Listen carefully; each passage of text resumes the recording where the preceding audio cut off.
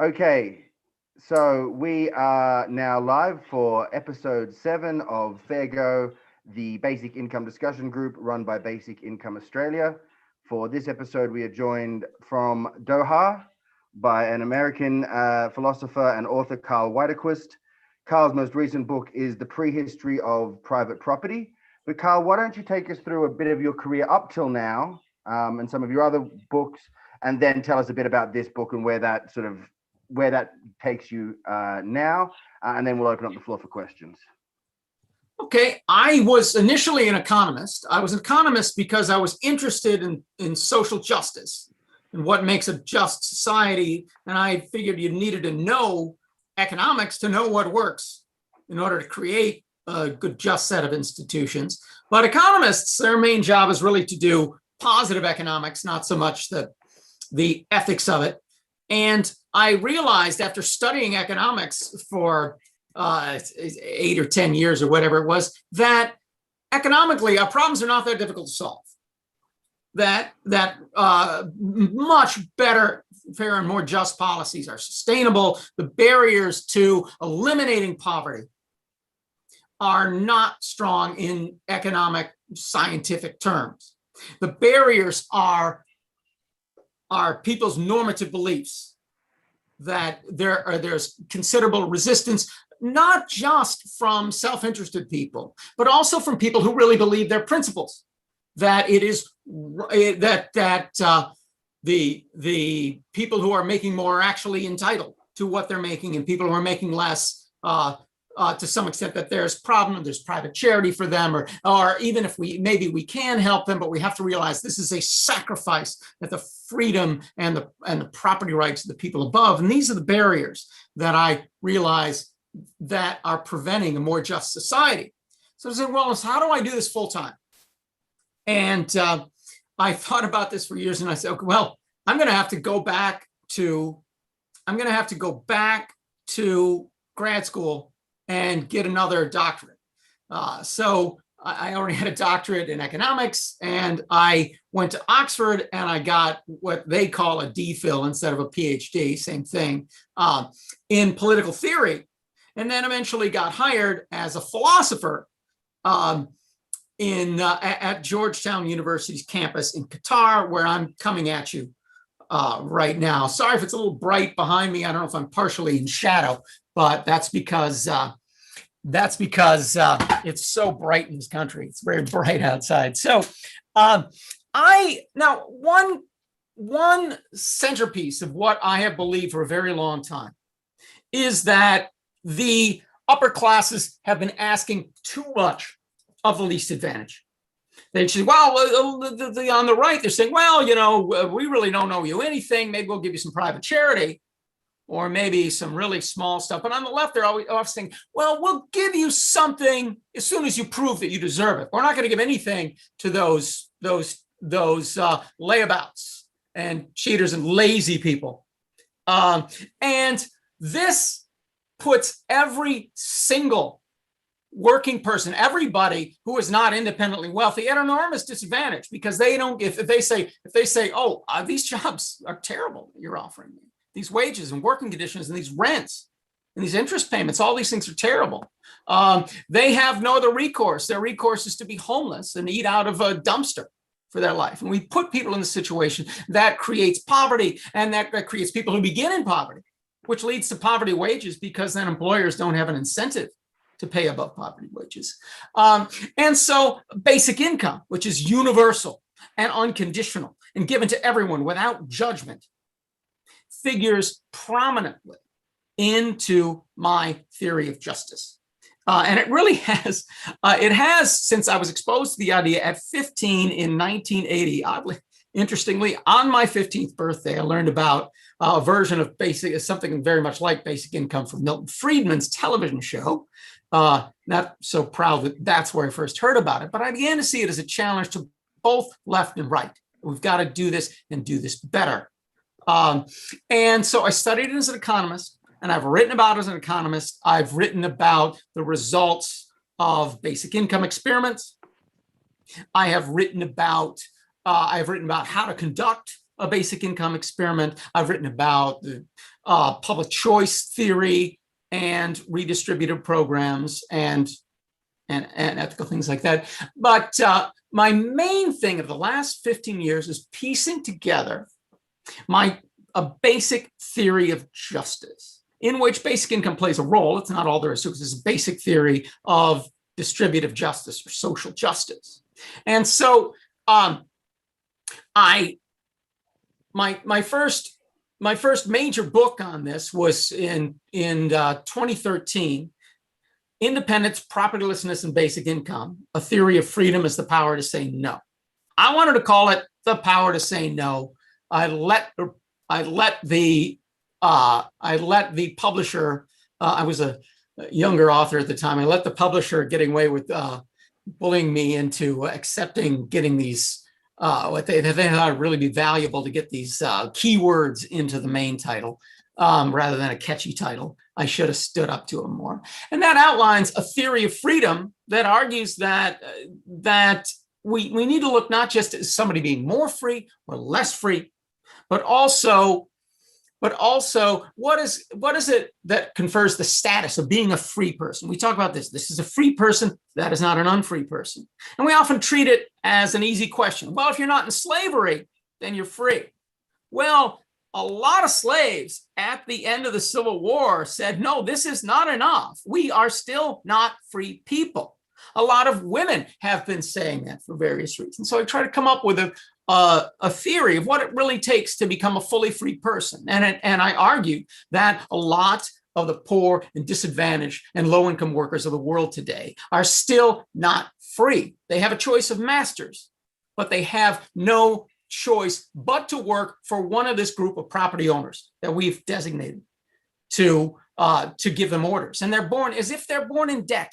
They are born with assuredly they will give their labor to someone who owns property. That's what I argue in this book, and that we need to end this. And of course, and then I connect this with support for basic income. I look how it relates to other theories of justice, including property rights-based theories or liberal egalitarian theories such as Rawls and many others. And I look at duties. I also look at, well, what if we have a duty to contribute? And I said, well, if we have a duty to contribute, we've got to do that an awful lot more equally we do now, where somebody else gets to fulfill their duty by being a supermodel and getting paid millions of dollars to stand there and take their picture, whereas I'd be perfectly happy. Another guy would be perfectly happy to have his picture taken for millions of dollars, but instead he has to wash dishes for 8 hours a day, 6 days a week or something like that to earn a poverty wage. So I argue that if we're going to have duties, we really have to do equally onerous duties. And we should really minimize the duties. If we don't need to impose a work requirement, we shouldn't. We should get people to do it voluntarily by paying them decent wages. And if we do need to impose it, we need to impose it equally on everyone, equally onerous duties on every single citizen, which we certainly don't now. So even if there are duties of contribution, it does not make a good argument against basic income. So that's that book. And I've been writing a lot about basic income experience. And then this theory I call justice is the pursuit of accord. And the ideology that goes along with it I call independentarianism, because a person's independence from everyone else is so central to this idea of justice as accord, is that we can never truly create a just society. We must always be seeking accord through independent beings, and between independent beings, and we have to respect the independence of all of our fellow citizens as much as we possibly can. Obviously, if somebody goes out and kills somebody, you've got to lock them up, but you've got to be respectful to people who do things, who object to many of the things that you're trying to impose on them. And the ones that we're always dismissing as unreasonable tend to be the least advantaged. And we often are very self-serving in the way that we say, this is what you have to do to join. We can respect independence much more than we do. So that's the idea of justice as the pursuit of accord. I introduced the freedom theory in the Power to Say No book. And I'm working towards another book called Justice is the Pursuit of Accord. Well, I will lay this out more thoroughly. And I've written a couple of articles leading towards that. But also, in the meantime, I've written books attacking existing theories of justice. Mostly theories based on social contracts and theories based on natural rights, especially natural property rights theory, and arguing that, for the most part, these theories are based on false claims about the way the world works or about the history of the world. The first of those was the Prehistory of Private Property, which came out a few years ago. I think it was 2017. And the second one is the one that we're talking about today, the one that just came out. The first one was Prehistoric Myths in Modern Political Philosophy. That's the earlier one. And the new one is the Prehistory of Private Property. Got the titles mixed up. So that brings us forth to where we are now. I've been writing these books, debunking other theories, mostly using factual claims about what they say about history. I'll just jump in here. Now, I'm going to ask Karl a quick question. If other people have questions, now's a good time to start putting your hands up. Use the hands up feature on Zoom, and then I'll come around to you pretty much in the order that the hands go up as best as I can manage. But Karl, I mean, I've read, I'll admit to skim reading the first half of your last book, which was the Prehistoric Myths in Modern Political Philosophy. In political philosophy, rather. But what I read, the reason I'll say that is because I studied philosophy at university, and it seems to me your description of the claims that John Locke and these sort of classic philosophers of the liberal order are making, that your claims about what they're saying is actually quite uncontroversial, right? That they sort of have this idea of property arising from this homesteading activity of, there's an individual who goes and mixes his labor with some asset, presumably land, and therefore acquires ownership of it. And then when other people respect that ownership and we enter into this system of property rights, everybody is better off, right? Mm-hmm. And that's a key part of it, right? Everybody is better off. And what you do in the later chapters is say, well, look, here are some people who are living in a outside of a modern state, outside of a modern property system, and like, for example, indigenous uncontacted people in the Amazon. Compare them with a factory worker or a slum dweller in the favelas of Brazil. Who's better off, right? So because they make these claims about how it will be, how a property system is, the most wretched person in a property system is better off. That sort of gives you a way into their philosophical arguments.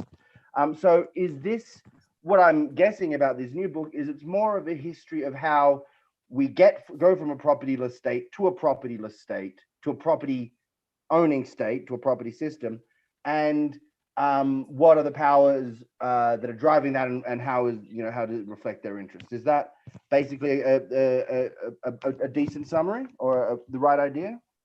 Yeah, the first book. Well, first of all, these were original. These were supposed to be one book, but it got too long for one book. Publishers now they want everything to be 100,000 words, like 90 to 100,000 words. You've got to be, I don't know, some big shot to get a publisher to publish a 300 or 400,000 word book anymore. That's at least that's a monograph. If it's an anthology, they'll publish that. But also I thought I could say it in 100,000 words, and we couldn't. My co-author Grant McCall and I couldn't. He's an anthropologist. I'm a philosopher. So this is not just a philosopher dabbling in anthropology or an anthropologist dabbling in philosophy. We've got both ends covered. We were supposed to debunk a bunch of claims in one book, hence the name Prehistoric Myths. But actually it took an entire book to debunk the first myth. And the first myth that we're going to is what we call the Hobbesian hypothesis, or the mutual advantage hypothesis. And that is, it is the fulfillment of what I call the Lockean proviso. The Lockean proviso is a moral requirement that if you're going to impose an institution on people, then that institution has to benefit everyone. So you can impose a state on people as long as people are better off in the absence of a state, or they call the state of nature. Or you can impose the property rights system on people as long as they're better off in the absence of a private property system as they were in this state of nature. Now, so the claim, so the requirement for this Lockean proviso, the requirement is everybody has to be at least as well off or better off.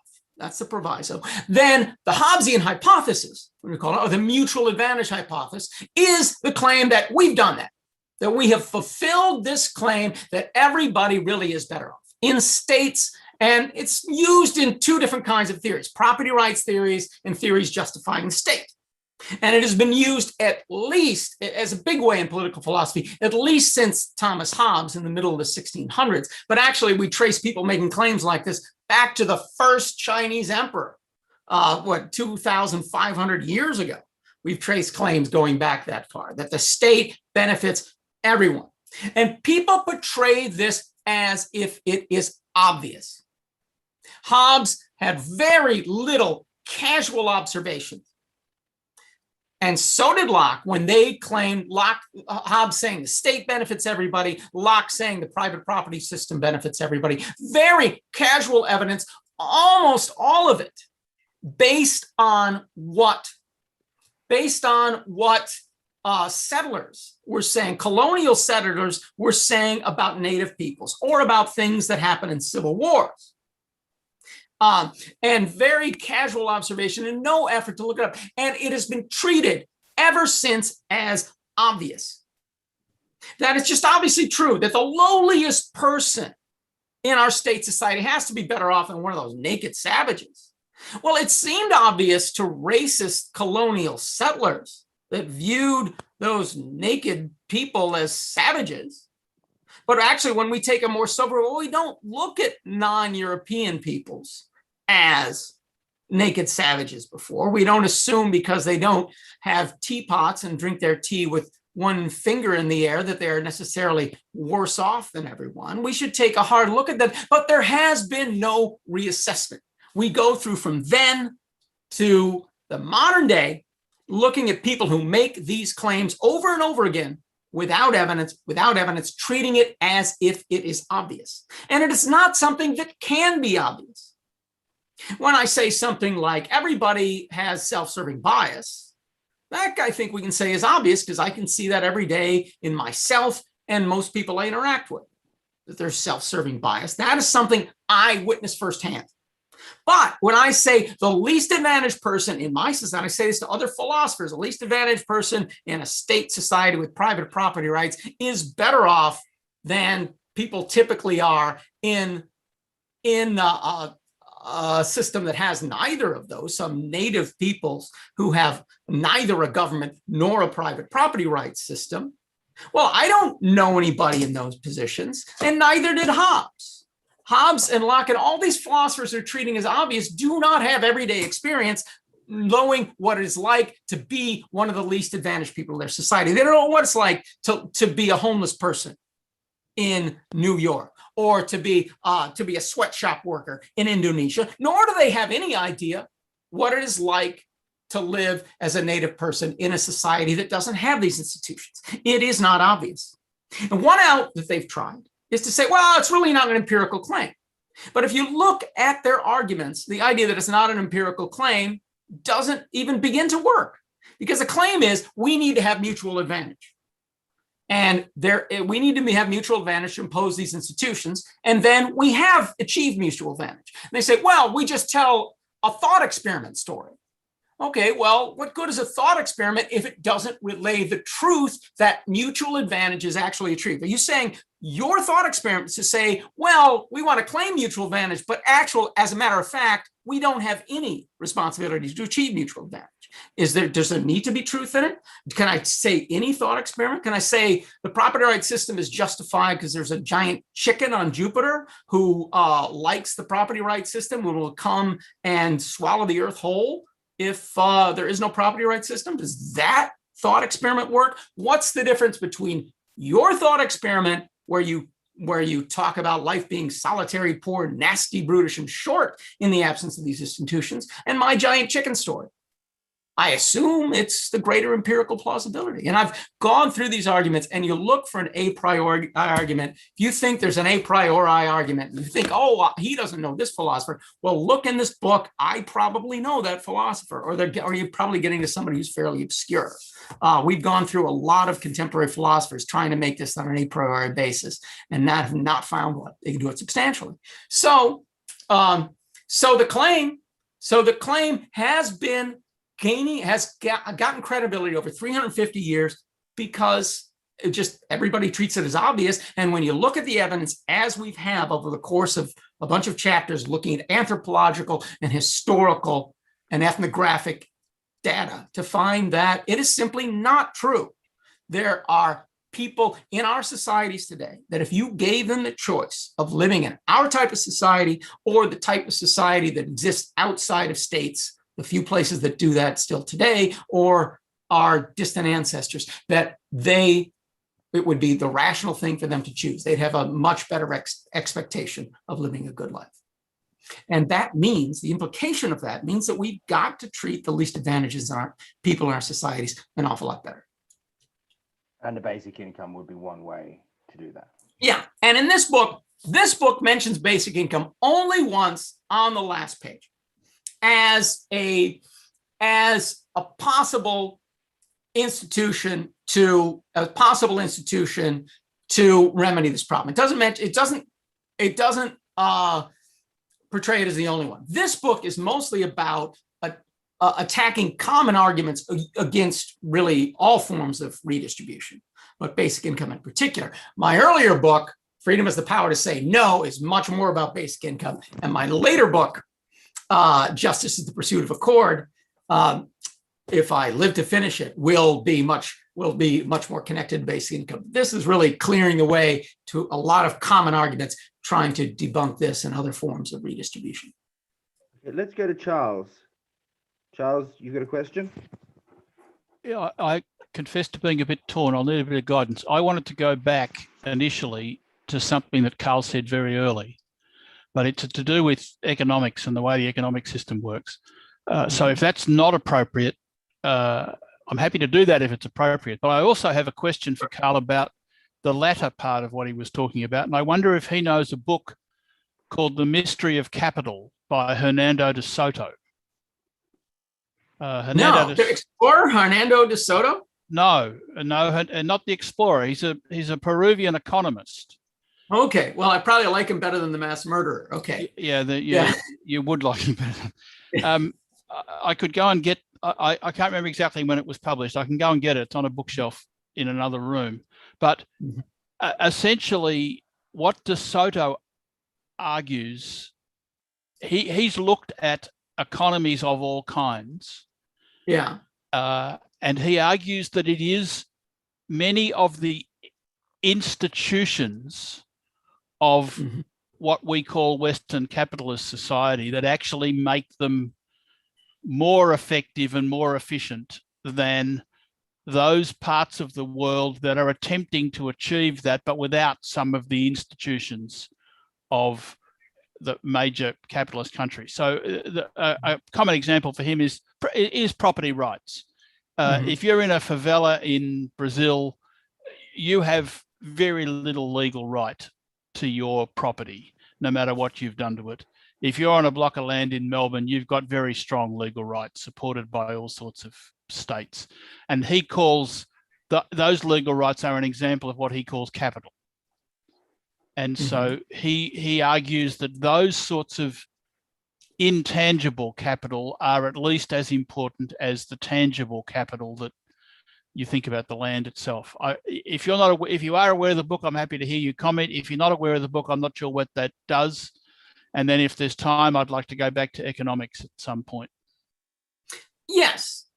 There's really, from what you've told me there, I'm not familiar with this book, but from what you've told me, there's really nothing in this book that conflicts with that one. This is about proviso-based theories. Now, there are theories of justice that don't have a proviso. The proviso is everybody, not just the average. So when I say this claim that everybody's better off in contemporary society than people would societies with states and private property rights systems are better off than people in stateless hunter-gatherer societies. When I say that the claim that everyone is better off is false, that doesn't mean I'm asserting the opposite, which is that everyone would be better off if we went to a hunter-gatherer band society. I'm not asserting the opposite. I'm asserting the negation of this, that at least some people are worse off in our society as we've constructed it. Now, if you're a utilitarian, that's not a problem, because utilitarianism has no proviso. And so utilitarianism, we can totally screw the loser in order to increase the average. So if somehow it benefits the whole for us to chop you up and use you as fertilizer to grow our crops, okay, we'll chop you up. But these, what I'm talking about here, proviso-based theories that say everyone must be at least as well off, so that we have a mutually advantageous society. And it's very clear that people from right libertarian or propertarian property rights advocates to Rawlsians and Hobbesians and Lockeans want to say that we have achieved mutual advantage, or we will or should achieve mutual advantage. And it's a simple matter, but they then don't actually want to prove it.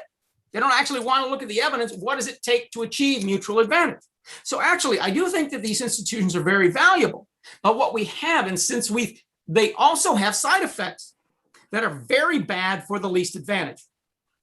And we can still get the benefit of these institutions if we have some sort of program, such as basic income, to curb the disadvantages for those people, so that we actually really achieve mutual advantage rather than just claiming it with no evidence whatsoever, because all the other advantage people say, oh yes, mutual advantage, we have that. Oh yes, the poor are so much better off. Such condescension towards the least advantage that is in so much of our political theory today. If Charles, if you're all right with that, we'll move to Stephen and get to his question, if that's okay. If you don't have a follow-up. Well, not on that topic. No, thank you. That supports my view on that topic. If there's time, I still want to go back to an economic point that Karl made early on. Okay, we'll put your hand up again and I'll come back around to you after Stephen and Chris. Okay, Stephen. I was just wondering, could you give us a quick definition of private property? I just want to be clear what we're talking about. Oh. Yeah, that's a good point. Private property is, as we understand, is the philosophical analysis by that has now become standards by Tony Honoré. I think in the 1970s, it's actually a bundle of 11 rights and duties. We say, where we say the right to control, the right to manage, the absence of term, and so many other things. But I think one of the simplest definitions of by William Blackstone in the 1700s, it is the absolute dominion of a person over land. That's a bit of an exaggeration. It's really not absolute dominion. Is that, and if I have, nobody recognizes that if I have a kitchen knife, I have private property in my kitchen knife, I have absolutely dominion over it, so I can use it to slit your throat. And it's okay, it's my knife, I can do that. No, you don't have that much dominion over it. So duty to prevent harm is one of them. But there are actually a lot of things built into this bundle of rights, such as the absence of term, which means property rights last forever. And they are individual until the individual splits them, so they can be corporate, but the presumption is they start out with individuals. Individuals create corporations. Ethnic groups do not own private property. Governments do not own private property. They own it. We don't call it property. So it is very strong control with very limited duties over property that stems from some historical process in which some of us have lots of property and others of us don't. have any at all. Property in external assets, those things external to the human body that we all own ourselves, is more or less uncontroversial. People do object to the name, some do, that we own ourselves, but generally we all have a strong right to ourselves. But what rights we have in goods external to ourselves. And if you have a very strong right and that right is unequal and there's no there is limited or no responsibility to make sure everybody gets a share of the natural resources of the earth and the things we make out of them, that's the private property system. And there are systems in the world that are really nothing like this. A lot of native peoples, especially nomadic peoples, many of which have been forced into our property system by now, but some still doing this, have no private property and land, and really not even group-based property and land to some extent, that anybody who wants can hunt in this land or gather in this land. And even not something we would recognize as private property in tools, in food. You catch big game, you take it back to the campfire, and you got to share it with everybody's there. If you have 2 spears and somebody doesn't, you will not be allowed to camp with that group if you will not share your extra spear with somebody else. It's a very different property system. And that's the difference in the kind of system we're talking about here. Yeah, and it's just a quick one. Yeah, like if something happens to your private property, you have recourse to, like somebody gets punished for stealing it or something. Like it's very intrinsic to states and whatever. Yeah. And it's also, you're liable, if you take out a loan, you're liable to lose your property. Liability to execution. Yeah, that's part of the bundle of rights. Okay, I should warn Austin that we're spending a lot of time talking about the first book, which I'm happy to do. Yeah. But a second. Well, let's no more hands up that don't have hands up already, because we'll make sure we circle back on the topic in a second. We're going to go Chris, Charles, then Josh. Chris, go ahead. Hi everyone. This is my first time to the group, and I've been watching the talks on YouTube, and it's been really interesting. So I'm really excited to join you guys. Thanks, Karl, for coming on as well today. I just had a question for Karl. I come from a sort of geo-libertarian or bleeding heart libertarian kind of belief, and I agree with you that not everyone's better off in our society with property rights. But I was just wondering if, like hypothetically speaking, we could set aside like a natural reserve for people to go to if they don't feel like they're better off.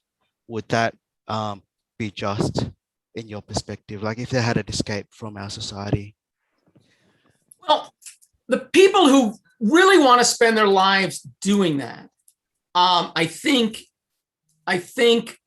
we probably should make that possible, if at all possible. I don't think that's a realistic option for everyone in Tokyo. There are 30 million people in Tokyo, and there's only so much land in Japan. That's really not going to be a very realistic option. In Australia, there's an awful lot of unused land, and really not that many people that might want to go out there and hunt and gather. Perhaps they should be allowed to. Same thing in Canada. And there actually are the native Canadian groups that have been actually working toward giving people more options and actually encouraging people to live more of a hunter-gatherer or a fishing lifestyle. Now, but to think that this would solve the problem, I do not think so. I've heard people, well, there's still land in Alaska, and how many New Yorkers are really gonna want to go up to Alaska and live on the North Range there and live in a cabin and try to hunt caribou? Well, maybe not New Yorkers wouldn't, but that's called banishment. That New Yorkers were born in New York. It is not their fault that private property rights people came there and made this land so valuable. You could have about 20. You could have about I think it was 20 people farm Central Park in Manhattan, and 40 acres each, which would be enough for a subsistence farm. And the cost of that would be $20 trillion. So to actually give a person an opportunity to live by their own efforts, just with raw resources, would be an awful lot more expensive than giving them a basic income and saying, okay, I'm sorry, we got a lot of people on this planet. We probably should give you this. We're giving you basic income instead. That's the best we can do. The people who are maybe closest to this, such as First Nations of Australia or Canada, maybe we can preserve some of the opportunities for them, but we simply can't do this for the 7 billion people of the earth. I'm sorry, basic income is the best we can do as a next best without banishing you to some far-flung place. Yeah. All right. Thanks, Karl. That makes sense. Charles. The land, if you're a geo-libertarian, you know that the land value of just Central Park is $20 trillion if you wanted to purchase Central Park. And you probably couldn't get the city to sell. I'll be quick because I'm conscious this is not directly on the subject, but early in your conversation, Karl, you talked about the way our current economic system operates. And you made the point that those who have the power and those who have the property have no incentive to make the working conditions for those at the bottom any better than they currently are. I want to extrapolate that a little further and ask the question whether you see an extension of that from my point, because I certainly do, that I think is leading to the inevitable demise of the current economic system, even for those at the top with all the power. When this system first started, the only way we knew how to get things done was to use human beings. And so we used them and we abused them. They were as young as 10. Whenever we could get them down a mine, we would. And then we've gradually modified all that. In the 21st century, they no longer need human beings to do a whole lot of stuff. And the range of stuff that they don't need human beings to do is increasing every day. So it seems to me that their incentive to employ human beings in less than exploitative ways is decreasing all the time. But the dilemma for them is that means that nobody has any money to buy what they're making, which is the fundamental demise of the economic system. What's your comment on that? Yeah, that's kind of out of my area of expertise.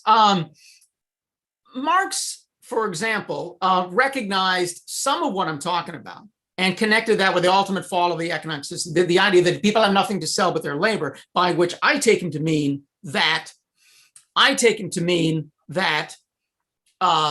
people are forced to sell their labor. Selling their labor is their only means of survival. And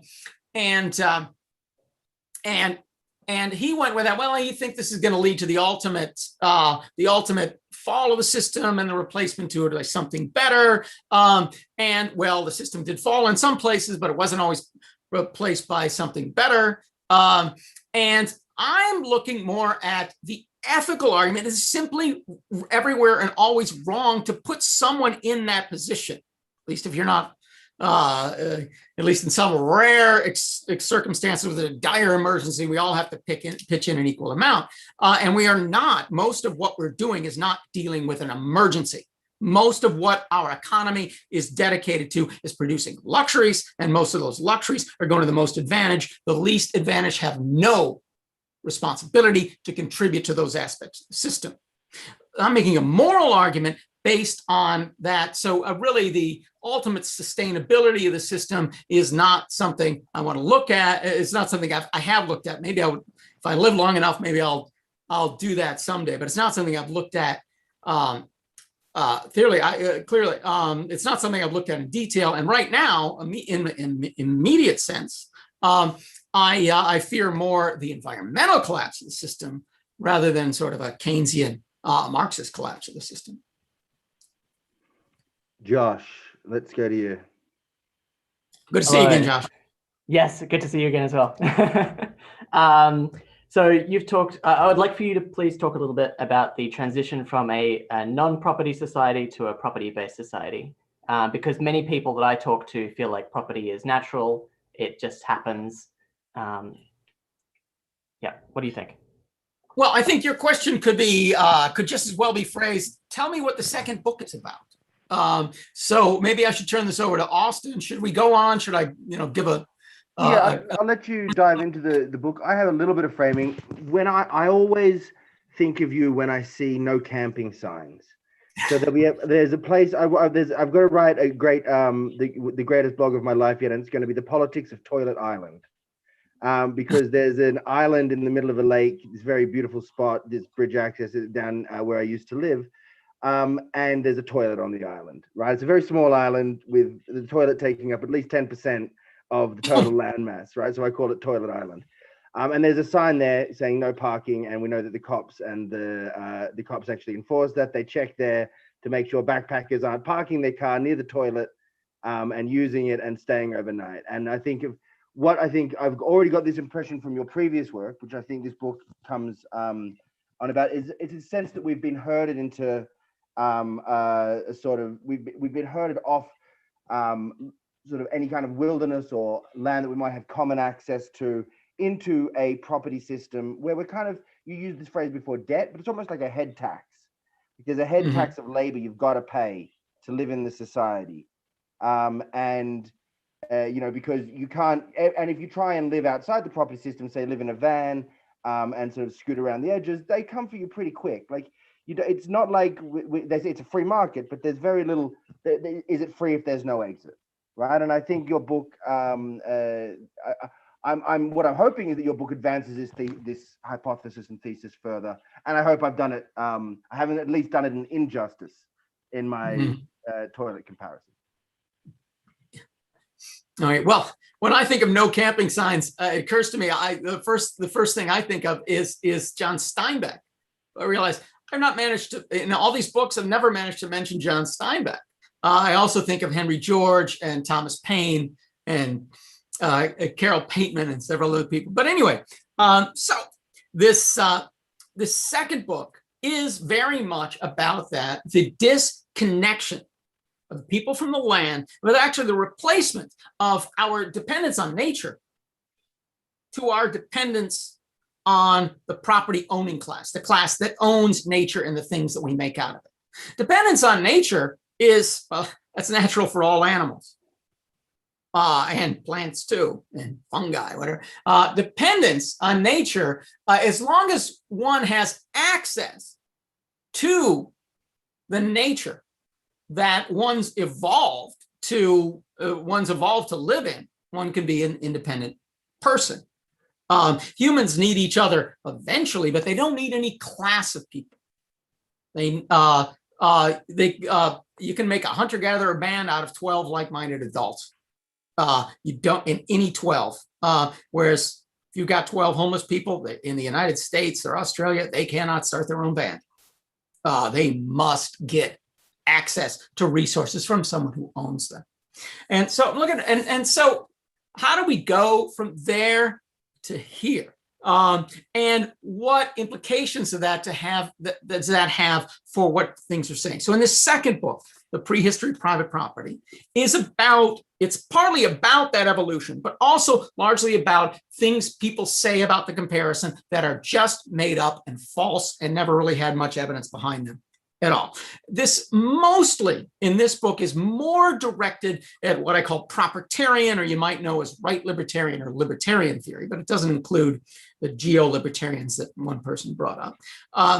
That it's debunking claims mostly by this group in support of property rights. So it has three main sections, debunking three claims. The first one of those is the inequality hypothesis. The hypothesis that inequality is natural and inevitable, and that it develops in all societies, and everyone must accept it.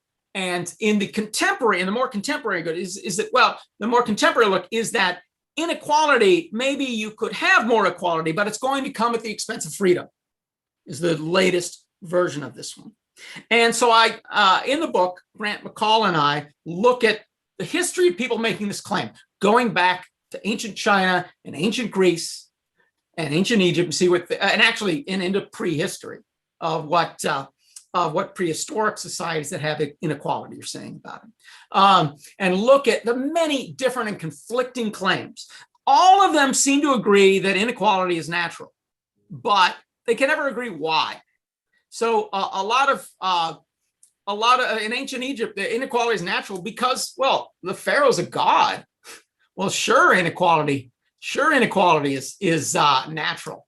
And then in Greece, they thought women were naturally below men, and it was too hot in the Middle East for good civilization to develop, and too cold in Europe. Really, Greece was just right. Then in medieval, what we call medieval times, you have Jewish, Christian, and Muslim scholars all twisting religions that begin with a basic idea of the equality of all believers, all to support existing inequalities in the status quo by coming up with things like the great chain of being, where all beings are ordered from the highest being, God, and then the angels, and then humans, then every individual human, and then the animals and so forth. And so every human has their place in the great chain of being. We all have our station in life, which is given to us by God. And if you try to get above your station, that's unnatural. So we need laws. The thing is, they're all saying it's natural for a different reason.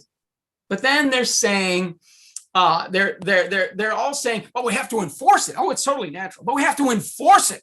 We have to well, if it's so natural, why do you have to enforce it? But then you get, and then later on, you get Hobbes arguing this with not on a religious basis, but on a functional basis. We have to have equality because we have to have a strong leader to keep the peace, or we'd all be solitary, poor, nasty, brutish, and short, which of course debunk that. And then you get with Locke and Adam Smith, you get private property justifications coming in for inequality, although actually Smith was not nearly as hierarchical as many believe, and you get surprising people accepting some amounts of this. Even people like Rousseau and Marx accepting surprising amounts of this, who are, you think of these very egalitarians. And then you get pseudoscientific definition arguments for this, such as there's something called the head and the hand of the ideology. Oh, poor people are like the hands, and then rich people are like the heads, and they think completely differently, and they need both. And then we get the eugenics movement, which kind of takes that idea that genetically rich people are different than poor people, but forgets that, oh, we don't need the hands. Those people are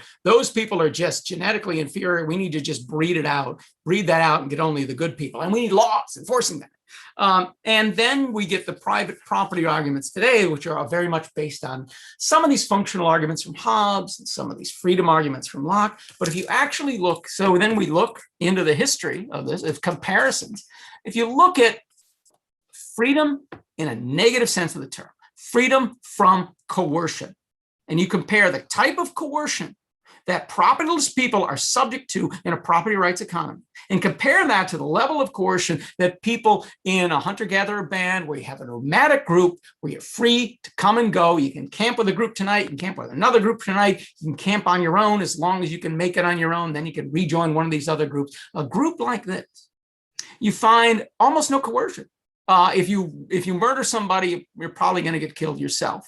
But other than that, almost everything is done like, look, if you want to camp with us, you got to stop being such a jerk. And they won't even necessarily say you got to leave. They'll just be, you're being a jerk. You know, badger you about being a jerk. They won't coerce you, and you're always free to pick up and leave and go. And you are an expert at living in this climate, in this geography. You're an expert in surviving in that geography, and you can survive for a long time on your own. You can go off with like people if you want. You are very free from coercion. Whereas if you're a homeless person in the United States and you just want to walk away from somebody who wants to boss you around, your options are very limited. You can try to sleep on a park bench, and a police officer is going to make you move around. You are not free to urinate in a private place. Very often you have to go in and buy something in order to urinate. You're not free to urinate, much less find food and shelter and water. If you try to build your own shelter, your shelter will be knocked down by the police. If you try to forage for food, you will find that the food in the rivers by you, the fish in the rivers have gone extinct in most of the rivers near you, in most of the cities around the world. You cannot fish and keep yourselves alive. Your foraging opportunities are limited to other people's garbage, which of course has its own hassles. The coercion, and all of that is a result of the coercion by other people's property rights. Everywhere you might want to walk to go off by yourself is someone else's property, and you are trespassing. And that's the connection with the no camping sign. There's no place you can just camp for free in New York today, whereas 400 years ago, you could do it just about anywhere. Now, that's the first part. You want to go part by part? I want to jump in. I want to jump in here before we'll come back around. You mentioned earlier of mice and men, and one of the things that it made me think of is that period. Oh, actually, go on. Go on. I was actually thinking of the Grapes of Wrath, but go on. Grapes, okay. This Depression era, stories. There's a great Australian journalist, controversial, very left wing Australian journalist called Wilfred Burchett, whose biggest claim to fame is he was the person who first foreign reporter to get to the site of the atom bomb being dropped. He, met Ho Chi Minh twice and was this sort of, he ended up basically being de facto exiled from Australia and living in Brazil the final decades of his life because the government wouldn't issue him a new passport. Very controversial figure, but he described, I listened to an audio history of his life, and he described an early period during the Depression where he'd lost everything. He'd lost his job as I think he was a real estate agent or something. And he wandered off to a place in the bush by the river and set up a camp and was fishing and living off the fish and trading fish for bread. And he said, and at that point I realized that I wouldn't die, right? I wouldn't starve to death. And that started him down this road of being, extremely radical, extremely challenging to power. I mean, this guy was a remarkable figure. He was smuggling Jews out of Nazi Germany, and then he's on board an aircraft carrier that gets taken out by a kamikaze pilot. Like this incredible life. And this key moment is that he goes, well, I can survive in the bush, right? And that gives him this foundation upon which to launch this courageous life. So how much do you think this is, have you looked at how much this has changed even since then, sort of the Depression era? Because I feel like if you tried to do that now, you'd very quickly come into contact with a park ranger or a police officer or somebody. I mean, is that? Oh yeah. If you want to forage, or much less subsistence farm. I mean, subsistence farm, you will be found out and stop from doing that very, very quickly, unless you really manage to hide that in a big area. But if you want to forage, you are going to be flouting the law. There may be some native communities in Alaska. I'm talking about my country, the United States. There might be some native communities in Alaska where members can do this, but other than that, in the lower 48, that it has been illegal for a very long time. And the extent to which you could flout the law, it's been illegal probably since the Apaches, which is the last tribe in the lower 48, were incorporated into about 1880, maybe 78.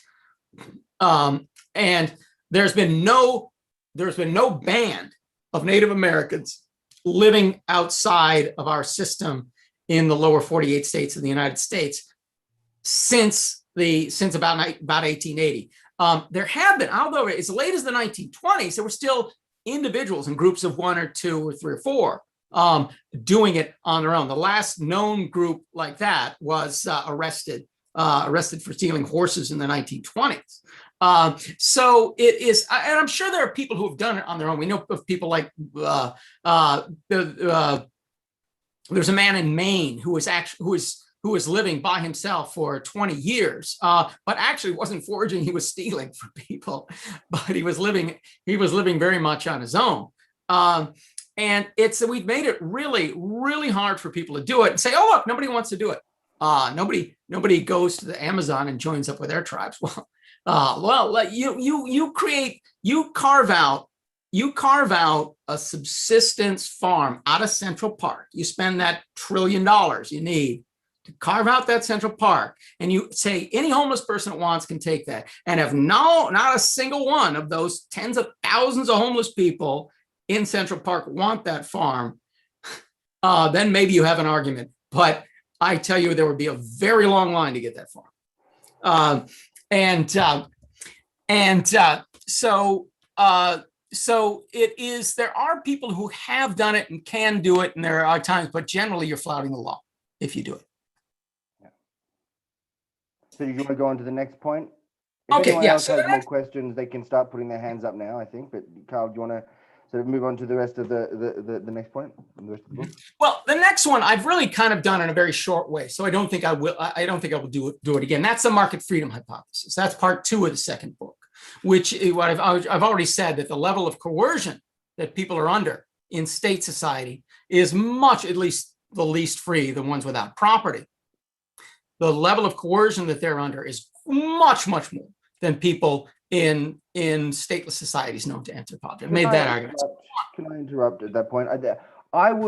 My empirical picture of that is different in one regard, in that I'm increasing. I mean, there's always different studies coming out. You know, they look at the skeletons of people from older societies, and they look at how indigenous societies live now, and you know, the more remote, uncontacted groups. And it seems that there is a lot of like people from one group just murdering the next group over, right? There's at least a lot of cases, not all societies in all places at all times, but there are some pre-state societies where that sort of brute form of coercion of just, often men from one tribe kill men from the other tribe, often take their children, things like this, and that is celebrated by their group, and that there's this sort of, proto-war behavior that occurs. And so while you're inside a state, you might be crushed under the weight of that state. When you're without it, there's, you're in this sort of lateral conflict all the time. And that, you might not you might have access to resources to some extent, but there's this risk. I mean, what's your response to I'm sure you've heard that argument before. Yeah, well, I think that's sort of an argument usually involves not looking at the difference between very many different indigenous communities that, there are indigenous communities that are large stateless societies with cities of 1 million people, such as Tenochtitlan land in Mexico City. We still call that indigenous. And then there are indigenous societies that are chiefdoms of around 10,000 people with a strong leader. And then there are autonomous villages where they generally do not have strong leaders. People are usually free to move every growing season. They can't necessarily leave at any time, but they can leave every growing season to go somewhere else and to join some other group or farm on their own. And then there are really small groups of usually 60 people or less that are completely nomadic and full-time hunting and gathering. And even to divide them into these types is really a dangerous simplification. This is at the risk of oversimplification, because these types that I've mentioned kind of bleed into each other. There's combinations where, well, there's a little bit of farming, but mostly hunting, and how do you call this? And in the chiefdoms and the villages that I'm talking about, how violent they are tends to be correlated to how dense their population is. If you get an autonomous village, as an autonomous village that has lots of hunting territory, and they will slash and burn.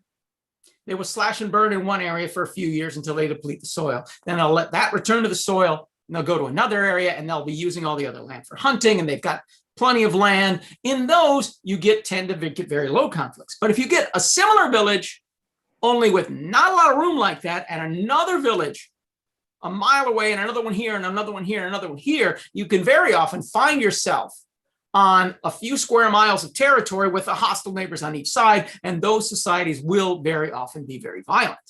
But you've also got to compare those to societies that are not violent enough. Now, there are societies such as the Batik where no homicide has ever been witnessed. And then there are societies such as the Aceh or the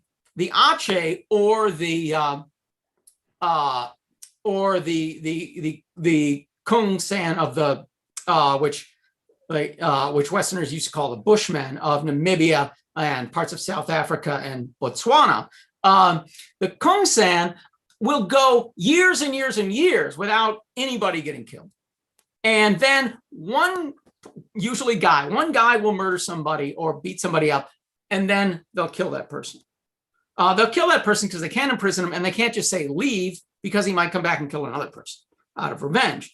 So they end up killing the person. They use a death penalty because they had no other choice. Now, if you go for 20 years before that happened, that's a very peaceful society. And then there's a murder and a death penalty.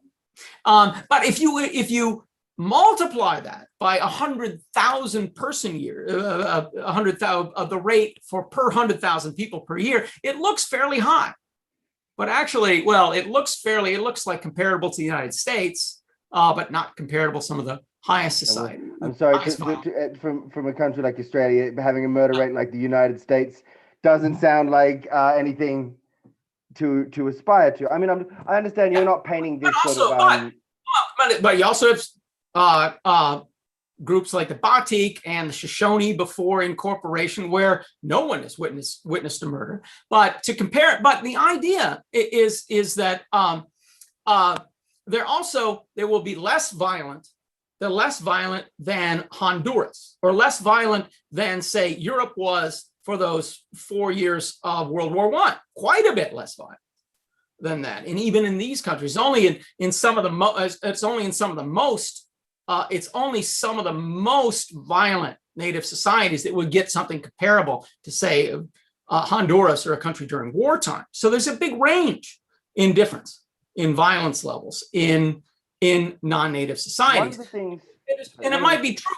It might be true. Okay, well, if their rate is comparable to the United States, that's not really great. But we also don't say, well, okay, the United States has a lot more violence than Japan does.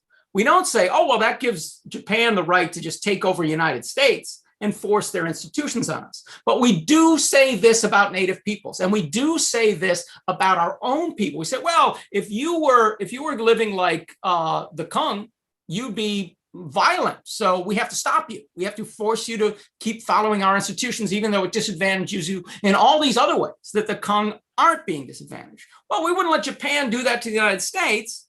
We shouldn't be letting any Western country do that to the Kung or really to their own disadvantaged people.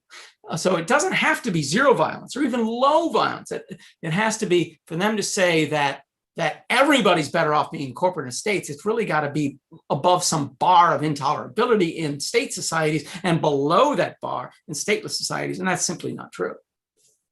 So, I mean, we've kind of jumped, I'll let you continue with that. Is there a part 3 of the book? Yeah. But I just want to jump in here. There's a bit of we've sort of jumped back and forth between the economic and the coercive issues, right? So, but I feel like your work and others does a good job of showing the links between the two.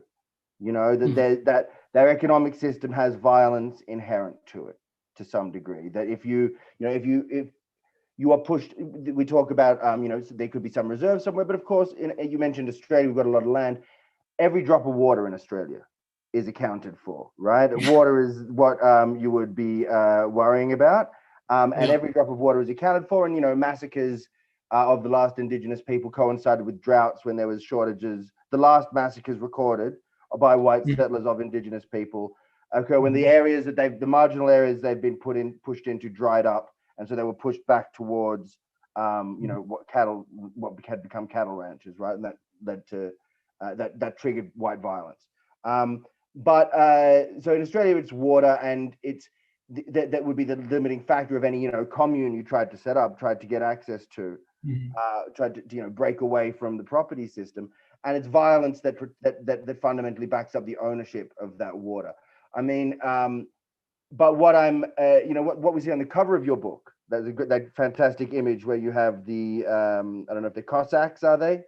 I don't know who they are, but they've this fantastic hats, and also everyone's got fantastic hats, but only one side has the guns. And to me, I see Prehistory of Private Property, and my eye is drawn to the muskets and the bayonet, right? So maybe we want to tease out the link in your thinking between violence and the property system, and what that means for justice today. Yeah. This picture is actually, this is called Winter Life on the Plains. And this was drawn just a few years after the Cheyenne. I believe this is the Cheyenne. It might be the Sioux. Where the Cheyenne and the Sioux were forced onto reservations and forced to stop hunting buffalo and living their more traditional lifestyle. And they were told, they were given the promise that they would be provided for, and they would be able to farm the land, and they'd given provisions, so they were ready to do that. And what you see here is an American military scrupulously going over what provisions they say they're entitled to. You see them sitting on their barrels and boxes full of provisions with their guns, protecting them and the Indians they very quickly made beggars out of the Indians, and they by not fulfilling their promises to deliver this, and they got much inferior food than they were promised, less food than they were promised, and then continually scrutinized. And they went from a system where they were unscrutinized by higher authorities to a system where they were very under extreme scrutiny by higher authorities, all who were from this external group that all imposed this on them very much. So I think it encapsulates what a lot of what we're saying, what we're talking about in the history of this book. Grant didn't want a picture that my co-author Grant didn't want a picture that summed up the book, but I did. He gave in, so that was nice. I think it's a great picture. Yeah. Is there a part 3 of the book? Yes. Okay. Part 3 of the book book is the answer to Josh's question. Part 3 of the book, it's called The Prehistory of Private Property. The part 3 is actually the part that is the chronological history, where it really gets chronological. And it is taking on this argument that property rights are natural, that somehow that private property, as we know it, Honoré's bundle of 11 rights and interests, or this despotic ownership, as Blake Stone talked about it 250 years ago, that this is something natural. This is what people want, and this is what people do. People naturally go out into the woods, they chop down the trees, they plant the land, and they say, this land is my land, this land is not your land. If you cross this line, I'm going to stomp you. That is the property rights ideal that people from Locke to the present have been portraying. And I look at the history of this and where the claim, and to some extent goes back to ancient Rome, but it really comes into Western thought in a big way with Locke and Pufendorf and some other theorists of this time, and it gets passed on from then.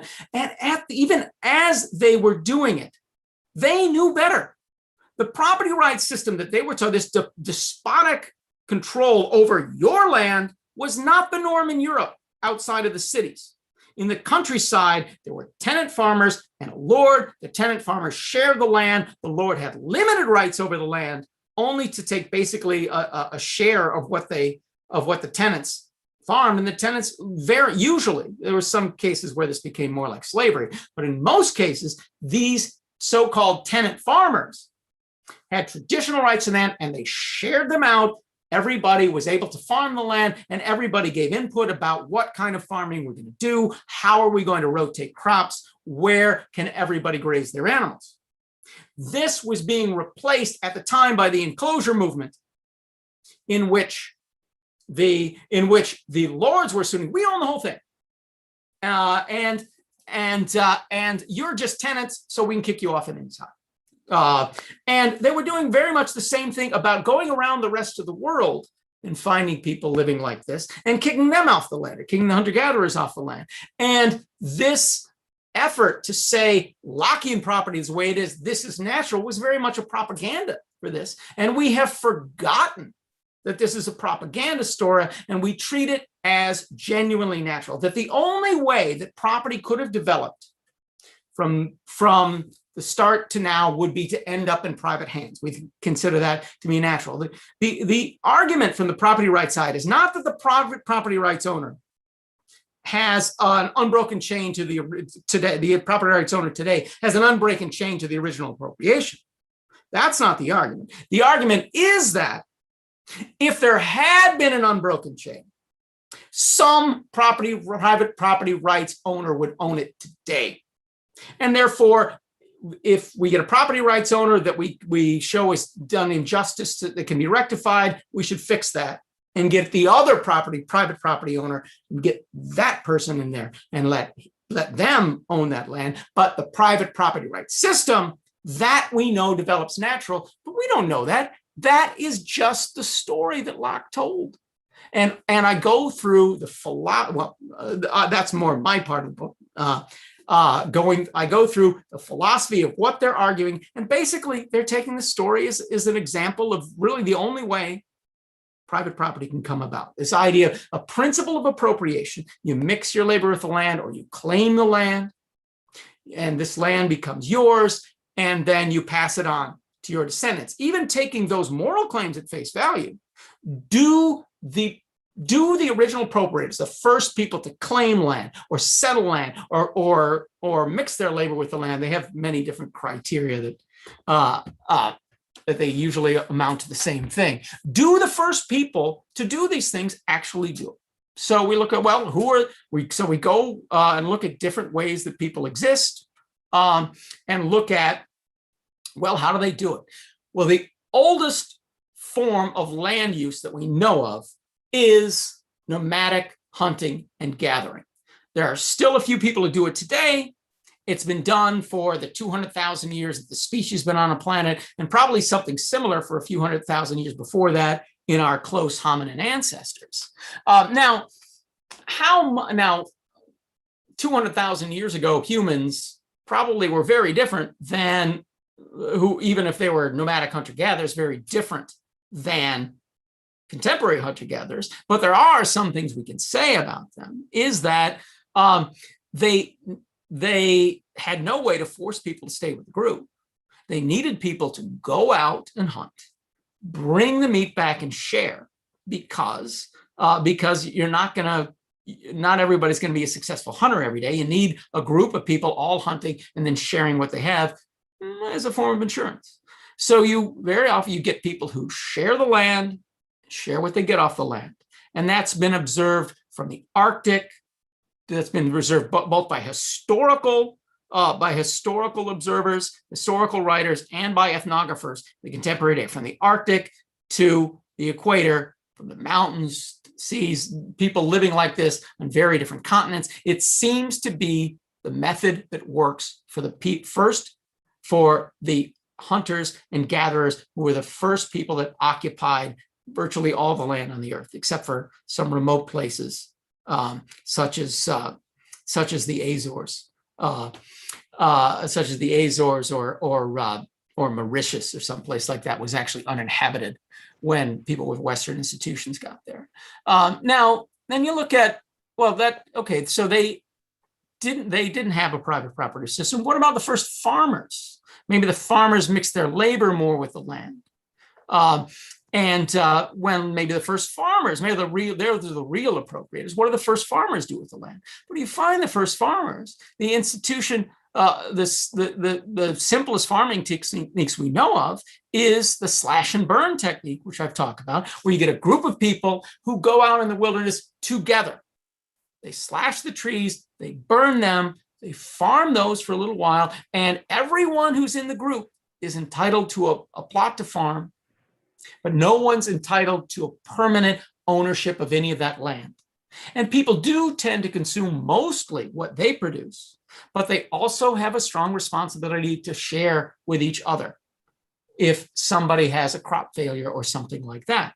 And very often you still have people hunting and bringing things back, and very often that is shared as well. And this institution is really not so different than the medieval institution that I described in Europe. It's got some differences, some similarities, but institutions like this of villages of a few hundred people sharing access to the land and talking it out about how to work it is what not only the first farmers, but what most farmers in most places were doing for most of human history. Now, that's not true of big irrigation projects, such as you would see in Egypt or Mesopotamia or in Hawaii, where there was a lot of irrigation. Then you tend to get centralized agriculture. When you get in the first states, then you tend to get a very top-down system of agriculture, but still no private property in the sense of individuals buying, selling, and trading. Most things are done by a command basis from the pharaoh down to the lowest people. That's been witnessed in chiefdoms in Australia, chiefdoms in Hawaii, and chiefdoms in Hawaii, and historical sources in Egypt. Very top down, very little trade, a lot of command from the top to the down. These people that you might think would be property owners are actually just appointees by the king. So the origin of these people who are really treating the farmers as tenants is not, theirs doesn't stem from appropriation, but from appointment by the lord, or appointment by the king or the chief, and they become the local lords. And from this, you can see in antiquity, gradually you go from systems like this to more private systems, but not from the bottom up with individuals going out and appropriating, like Locke said, but from the top down with the royal family saying, well, this is our private property. This other property, the temples here, we own these in the name of the people. And this irrigation project, we own this in the name of the people. But this palace here, that's my palace. And this is my brother's palace and my daughter's palace. And those things start from the top down. And then the big lords, they want their private property. And private property filters down from the top, not up from the bottom, as the theory requires. So private property, as we begin to know it, is this private institution, is the creature of the state, not this thing that existed before the state, as Locke and so many of his contemporary followers say, that it's something that people bring in from the state of nature. That's not true at all. If people could bring something in from the state of nature, they would have brought in these villages or their hunting rights. And we never allow people to bring those rights in from the state of nature. We assume these rights of private property came from the state of nature when they did not. And even as late as the time that Locke and Hobbes were writing, this institution of truly private property was still something that was mostly limited to cities, and mostly cities in Europe or near Europe. It never really fully developed in China until maybe now under the so-called communist regime. It was very limited places on the earth. If there was something recognizable as private property, it was forced around the earth by the movements that Locke was propagandizing for, the colonial movement and the enclosure movement. And that took most of the last 500 years to make this institution ubiquitous. And now it's easy to forget that there was ever any other way. There's been so much propaganda saying this is the natural way, and it has now been so long in most parts of the world since it's been forced on the people that it's very easy to think that this is the only natural way. Australia is maybe, because Australia and the United States share some of the same sad history, but Australia is being more recent and more immediate. I think Australians are probably a little more aware that this is a general rule, that this kind of system is something that's forced on people. That's, I think, one advantage that Australians have over Americans, who are more likely to have, I don't know, intentionally or whatever, have forgotten their own history. And we go by the detailed, I'm trying to do half of the book here in about 10 minutes, and it can't be done. There's a lot more detail to this history. Absolutely, I'm sure.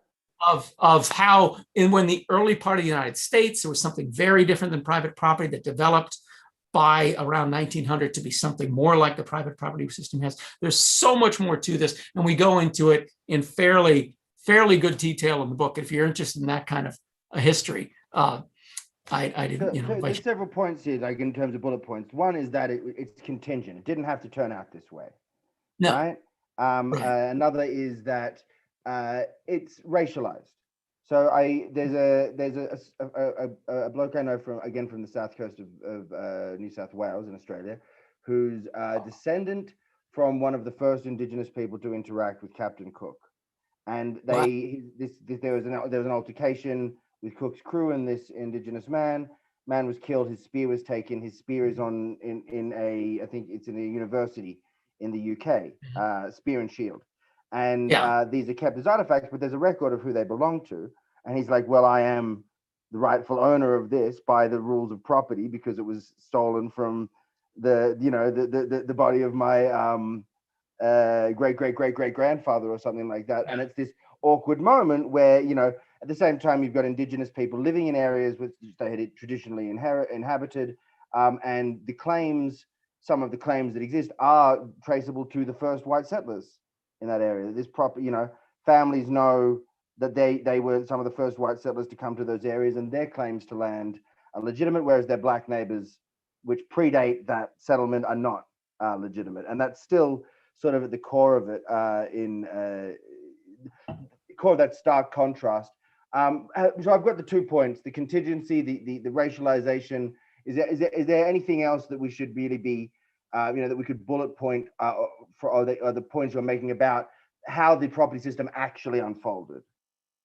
Well, it unfolded by violence and a long history of violent coercion and interference all around the world, internal in Europe and external from Europe. And it wasn't just the colonial powers. Very often it wasn't complete by the colonial powers left, but then very often local leaders who were often connected with Western corporations carried on the same sort of thing.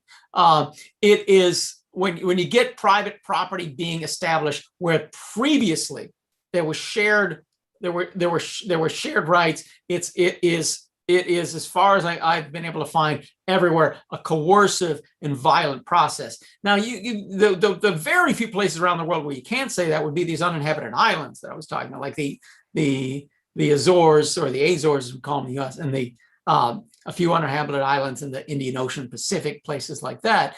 And it is usually a very violent process. And another thing that you witness is what I call, I don't think I use this term in the book, but I would call it excusism, is that they have all these principles to draw from.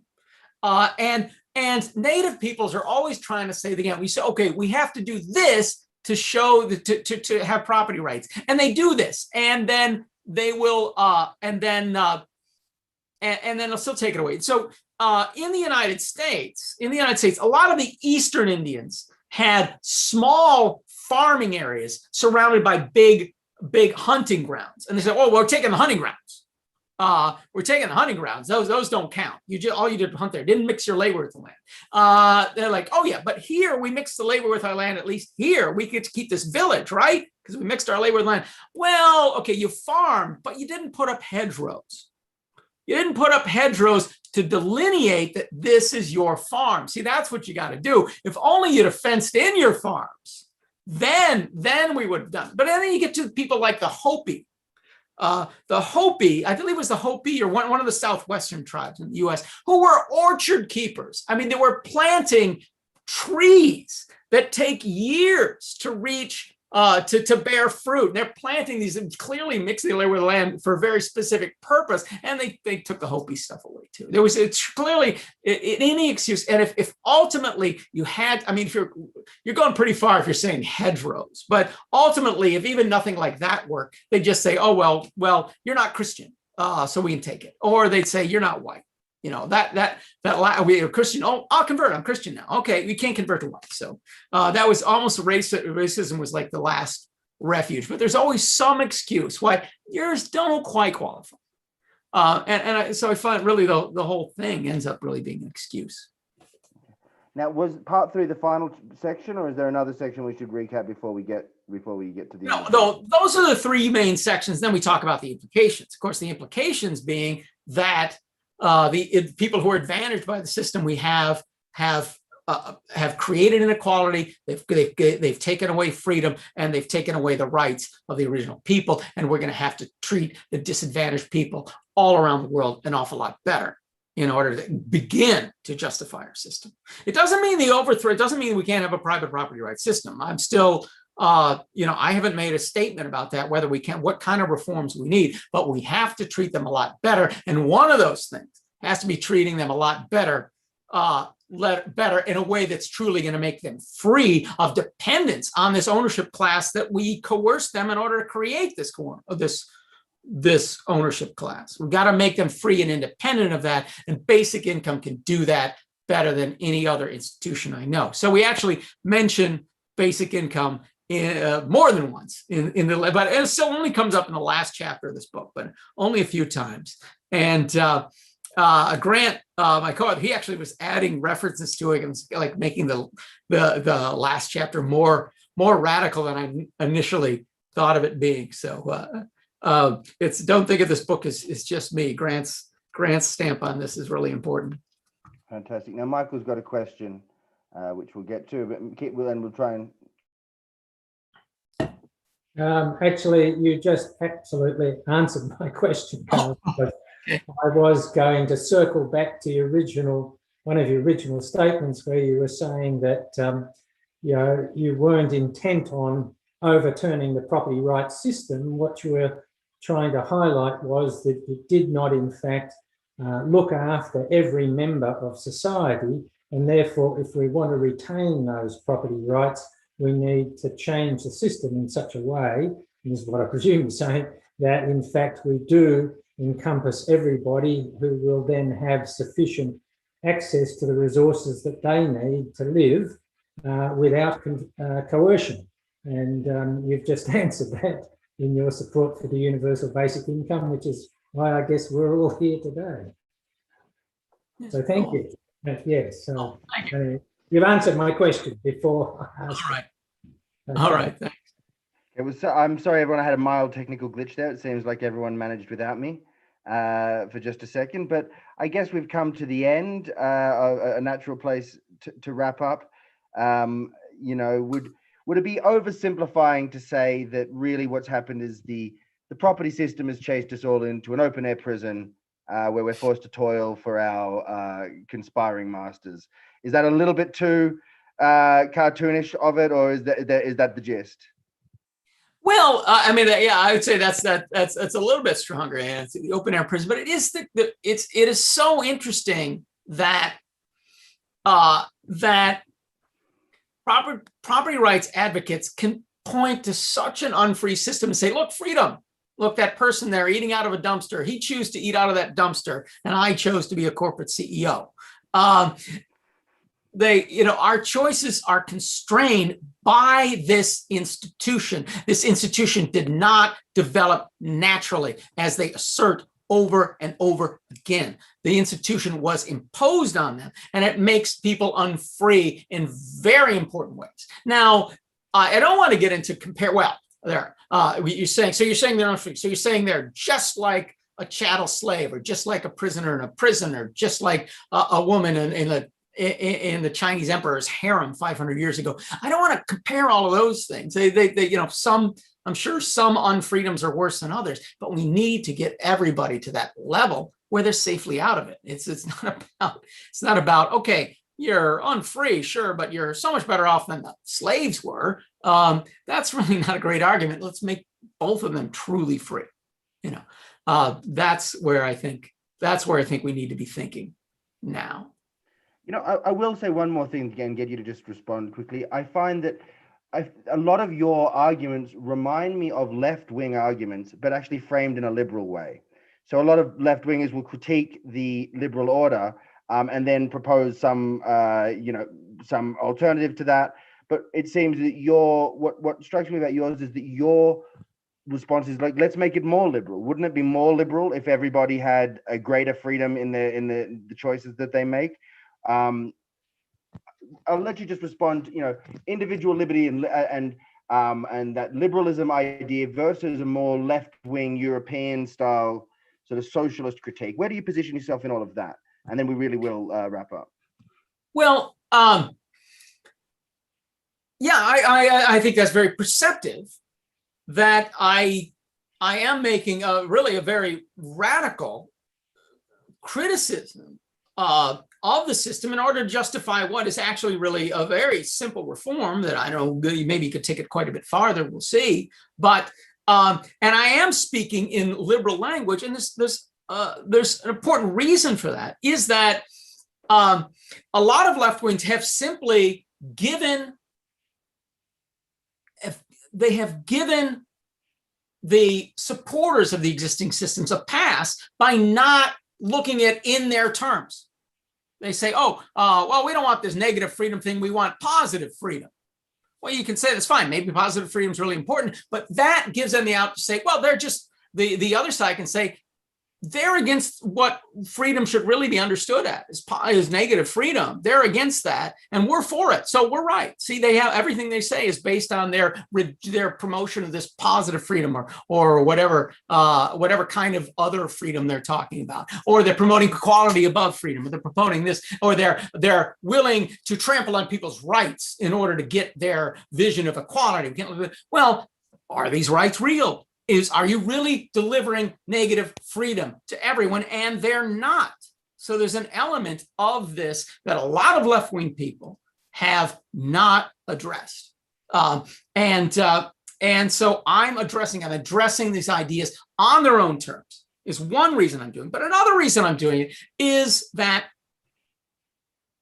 I think if you look at freedom in a negative sense, you are giving people a stronger reason. It's one thing you can say, people are suffering, and it's not not your fault. There's still a good reason to suffer. Look, people are suffering. You should go and stop them from suffering. I know it's not your fault, but so do it.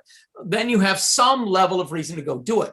But if you say people are suffering, and it is your fault because you are helping to maintain this system that causes that suffering as a necessary byproduct of it, you have a strong responsibility to stop injuring this person, stop making them unfree. So I think it is, in that sense, stronger than a lot of rhetoric that we've got from the other side. Those I think are the reasons that I'm attacking liberalism from what is in many ways a liberal perspective, but it also draws from civic republicanism, and it's also a little bit of its own thing, this theory that I'm trying to put together. Okay, great. It's exciting stuff, and everyone should do their best to check out all of your books, but especially the most recent one, Prehistory of Private Property. I'll be getting a copy. Now, we'll let Josh just plug the Basic Income Australia group, the Facebook page, and all the different ways that people can get involved if they support a basic income here in Australia before we wrap up. Josh?